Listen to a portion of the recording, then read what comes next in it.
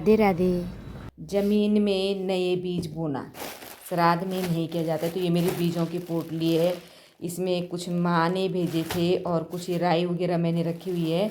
तो खासकर इस समय अभी राई डाली जाती है। राई इस समय डाल देंगे तो ये बाद में दूसरी जगह लगाने के काम आती है। और आज की धूप ने मौसम बहुत ही सुहावना बना रखा है। बड़ी अच्छी धूप है आज। तुम्हें क्या चाहिए? खेत में जा रही हूँ, भिंडी लेके आऊँगी। ये नहीं है आपके मतलब का, ये थोड़ा ना आपके मतलब का, इसमें तो सारे बीज हैं। हाँ हाँ, भिंडी लेके आऊँगी। तो यहाँ पे राई डाल देती हूँ। एक ही जगह में क्यारी सी बना के राई डाल देती हूँ थोड़ा, क्योंकि अभी खोदने में दिक्कत आएगी। पूरा खेत गीला है। तो ये जो मैं राई बो रही हूँ, ये भी मैंने खेत की ही राई से बीज निकाल के संभाल रखा था। और ये इस समय जो राई बोई, ये 15-20 दिन में बिल्कुल लगाने लायक हो जाएगी, खूब बड़ी बड़ी सी। इसको उखाड़ के दूसरी जगह क्यारी बना के जब लगाएंगे तो ये बहुत अच्छी होती है फिर, और खूब 3-4 महीने तक राई चलती रहती है।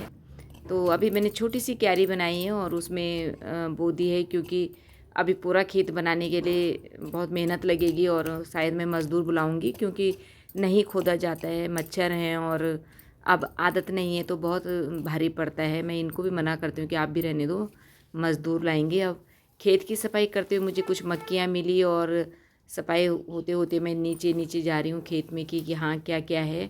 एक उंगली पे भी थोड़ी सी चोट लग गई है, कट गई है उंगली बीच से थोड़ा। इतना कोई बात नहीं है, खैर मामूली बात है किसान के लिए।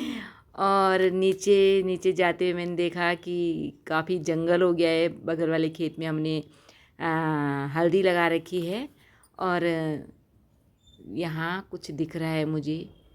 ये देखो, ये मिला मुझे एक कद्दू, और ये कद्दू आएगा अब श्राद्ध लग रहे हैं तो जिस दिन हमारे यहाँ पुरखी होगी उस दिन काम आएगा ये कद्दू।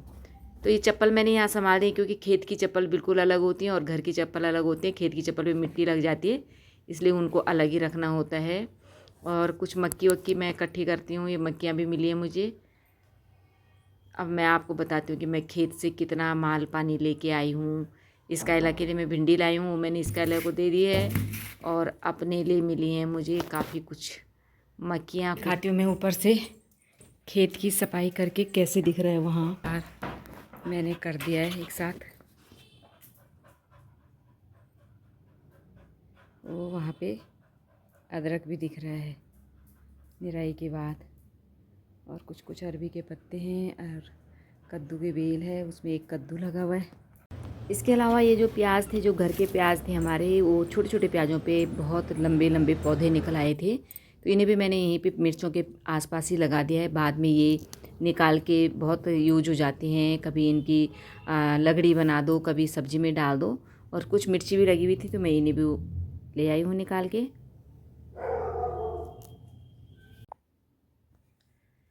तो मैं खेत से आकर के दोबारा नहा गई हूँ, क्योंकि वहाँ इतने मच्छर और इतना जो है वहाँ बारीक बारीक कीड़े मकोड़े होते हैं कि वो सिर में चढ़ जाते हैं, कुछ काटते हैं कुछ।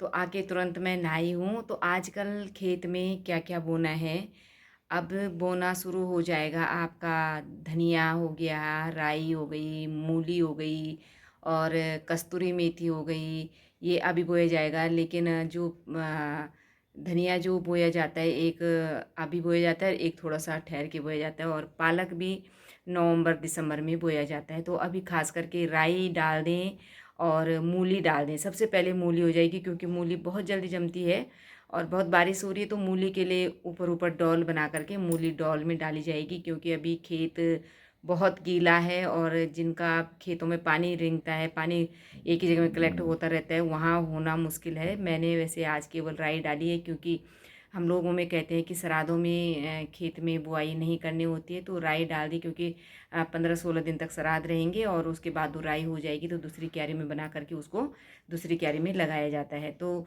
अभी ये बोना शुरू हो गया है। और जो मैंने बड़ा काम किया है वो करिए खेत की सफाई, क्योंकि उसमें मक्खियाँ, और मैंने सोयाबीन बोई थी, लेकिन सोयाबीन अभी जो है बहुत लेट होंगी। सोयाबीन मार्च अप्रैल के आसपास तैयार होंगी, और अभी तो उन पे फूल भी नहीं आए थे। तो मैंने सोचा कि अगर मैं इनके लिए रुकती हूँ तो फिर लहसुन के लिए लेट हो जाएगी, लहसुन की क्यारी कहाँ बनाऊँगी। तो मैंने उनको वैसे हटा दिया, क्योंकि सोयाबीन बोने का एक फ़ायदा है कि सोयाबीन बोने से और घास नहीं जमती है खेत में। तो मैंने सोयाबीन इसीलिए बोई थी कि और घास नहीं जमेगी और उसकी खाद बन जाती है, उसके पत्ते जो है वो खाद बन जाती है। तो अभी मैंने निकाल के उनको छोड़ दिया है, के लिए फेंक दी है। तो आज का काम यही हुआ है।